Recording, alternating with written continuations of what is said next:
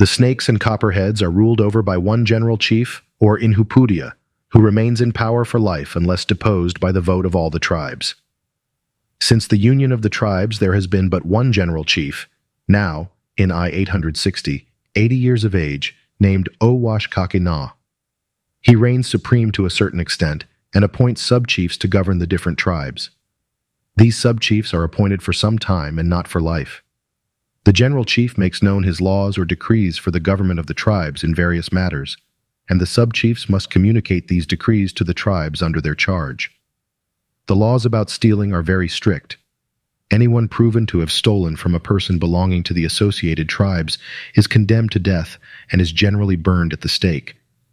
It is looked upon as very disgraceful for an Indian to tell a lie to his fellows. The men dress with leggings fastened to their moccasins. The leggings extend up to the knees. A tunic of furs is worn about the waist, and the bare place between the tunic and the leggings is daubed with oil and paint. From the waist upwards, the body is daubed with oil and paint, and the hair is worn long, extending down over the breast and back. The women are dressed in a somewhat similar manner. The men do nothing but hunt and fight, leaving the women and captives to do the drudgery. The women are very hard to work, having to collect wood for fires, cut up the game, carry heavy burdens, and do the other work that the warrior considers beneath his dignity to perform. They are very hardy, and can perform with ease labor, which many white men would shrink from. The marriage laws vary among different tribes. Among the Copperheads, the marriage is for life. The Utahs marry for 12 moons, and if at the end of that time they separate, they cannot remarry at any subsequent time. If there is a boy born of the marriage, it goes with the father, and if a girl, the mother takes it.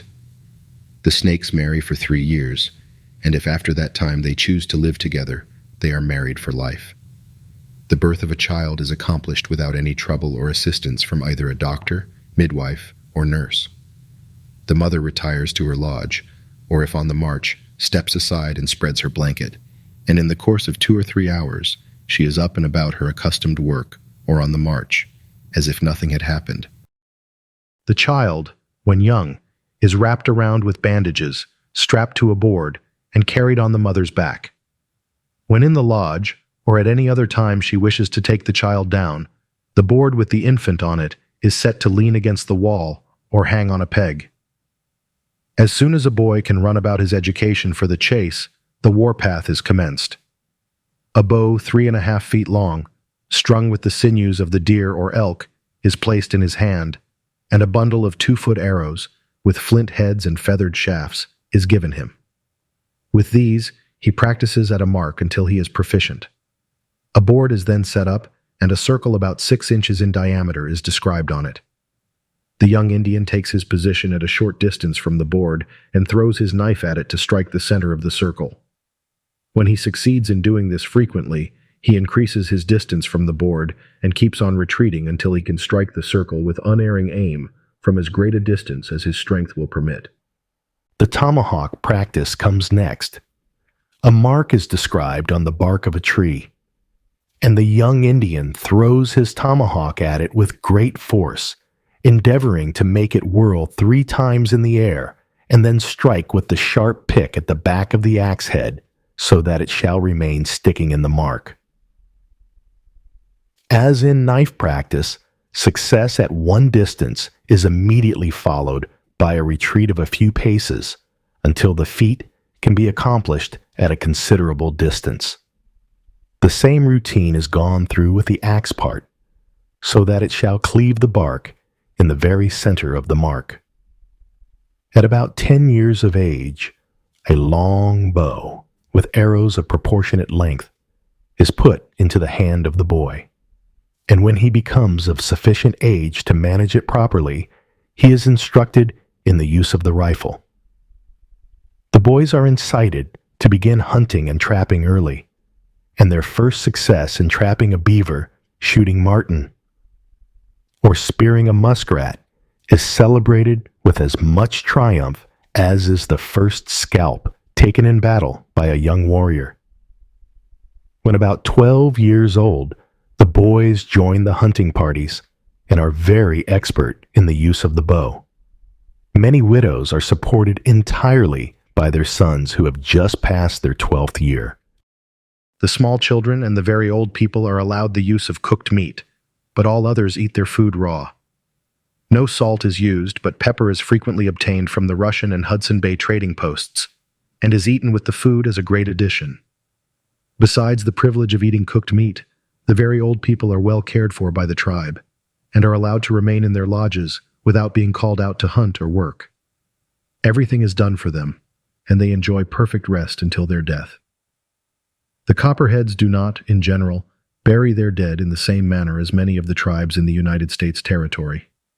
In some cases, when a warrior dies, the dead body is placed in a birch bark canoe, which also lays the dead warrior's rifle, tomahawk, pipe, knife, and all the other articles belonging to him when alive. 2 blankets and provisions to last 6 months are also placed in the canoe. A poor miserable dog is next procured and hung up by the hind legs to a tree or pole stuck in the ground. The throat of the dog is cut, and the animal suffers to bleed to death. The object of this ceremony is to provide a dog to hunt within the spirit land, and the bad blood is let out to fit the animal for its new sphere of existence. A poor dog is as serviceable as a good one for the happy hunting grounds if the bad blood is taken out. Some powdered roots are then sprinkled over the body, and the canoe with its contents is launched on the river if there is one in the neighborhood, and the deceased warrior goes on his way to the happy hunting grounds. If there is no river near, the canoe with its contents is placed on the branches of a tree or a temporary scaffold and left there. Sometimes, in conformity with the wishes of the deceased, the body is buried under the roots of a tree or placed in a hollow log to wait until there is some good company to join in the journey to the happy hunting grounds. The religion of these tribes is very simple. They worship the Great Spirit by standing and praying with arms uplifted to the sky. At times when they see a dark storm cloud rising in the sky, they address it, believing the Great Spirit to be hidden within it. After a prayer, on some particular occasions, they drink snaky eye, or whiskey, and dance with whooping and yelling. They do not believe in a place of punishment hereafter. Those who have committed crimes in this world will be punished here by their tribe, or else the Great Spirit will visit them with sickness or trouble. After this life is over, the spirits all go to the happy hunting grounds, where there is plenty of game, and where no enemies will come to disturb them.